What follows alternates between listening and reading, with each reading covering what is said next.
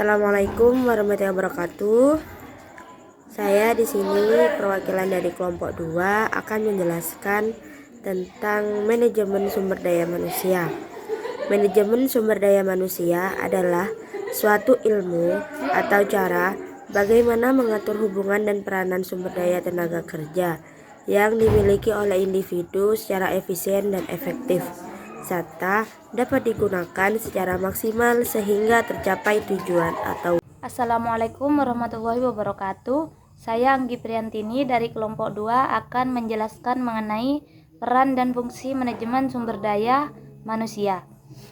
Peranan karyawan bagi sebuah perusahaan berupa keterlibatan mereka dalam sebuah perencanaan, sistem, proses, dan tujuan yang ingin dicapai oleh perusahaan.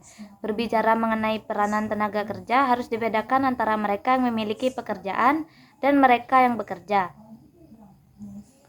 Dalam MSDM atau manajemen sumber daya manusia, yang ingin ditelaah adalah karyawan atau mereka yang menjual jasa pikiran, tenaga, dan waktu kepada orang lain atau perusahaan. Di sini terjadi sebuah ikatan atau kontrak mengenai hak dan kewajiban masing-masing. Yang pertama adalah perencanaan, yaitu melakukan persiapan dan seleksi tenaga kerja atau preparation dan selection. Persiapan dalam proses persiapan dilakukan perencanaan kebutuhan akan sumber daya manusia dengan menentukan berbagai pekerjaan yang mungkin timbul. Yang kedua adalah rekrutmen dan seleksi.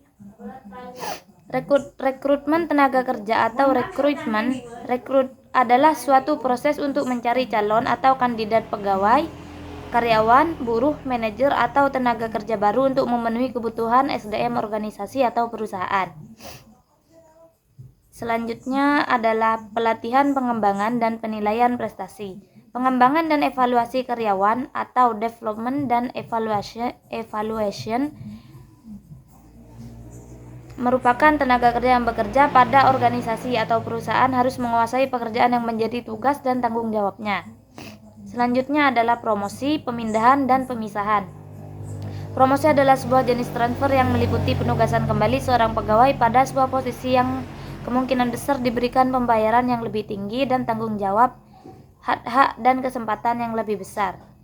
Semua fungsi dalam manajemen tersebut akan dilaksanakan tergantung dalam kebutuhan, apakah akan dilakukan secara sederhana atau dengan tingkat kesulitan yang tinggi, dan dapat menggunakan hanya beberapa fungsi saja. Sekian dari saya. Wassalamualaikum warahmatullahi wabarakatuh. Proses tahapan MSDM: pertama recruitment, pengadaan; kedua maintenance, pemeliharaan; ketiga development, pengembangan. Tantangan MSDM antara lain: yang pertama, sering adanya konflik kepentingan pribadi atau golongan pada pengembangan potensi wilayah. 2. Timbulnya persaingan tidak sehat. 3. Kurangnya kerjasama. 4. Perubahan tata guna lahan yang tak terkendali. Assalamualaikum warahmatullahi wabarakatuh. Untuk pembahasan terakhir mengenai cara mengantisipasi tantangan sumber daya manusia. Pengembangan program pelatihan dan pengembangan karyawan. Strategi ini membantu meningkatkan kualitas tenaga kerja dan keterampilan yang relevan dengan kebutuhan perusahaan. Kedua, kerjasama dengan institusi. Hal ini membantu mengurangi kesenjangan antara keterampilan yang diajarkan di institusi pendidikan dengan kebutuhan dunia kerja. Ketiga, penilaian kinerja dan penghargaan.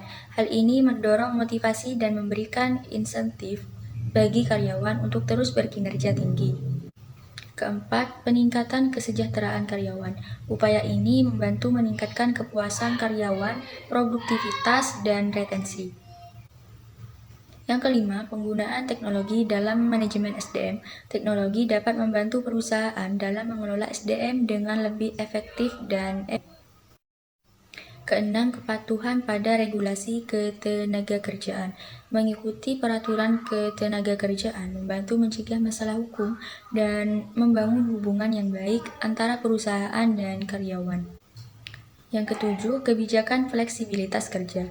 Dalam menghadapi perubahan lingkungan kerja yang dinamis, perusahaan dapat mengadopsi kebijakan fleksibilitas kerja. Ini membantu meningkatkan keseimbangan kerja dan kehidupan, serta memberikan fleksibilitas kepada karyawan dalam mengatasi tantangan pribadi atau keluarga. Dari pembahasan kami di atas, dapat disimpulkan bahwa manajemen sumber daya manusia atau MSDM adalah suatu proses pelaksanaan kegiatan pengadaan, pelatihan, dan pengembangan, pemberian kompensasi, dan beberapa hal yang berkaitan dengan sumber daya manusia yang bertujuan agar menciptakan manusia yang lebih produktif. Sekian presentasi dari kami, kurang lebihnya kami mohon maaf. Akhir kata, wassalamualaikum warahmatullahi wabarakatuh.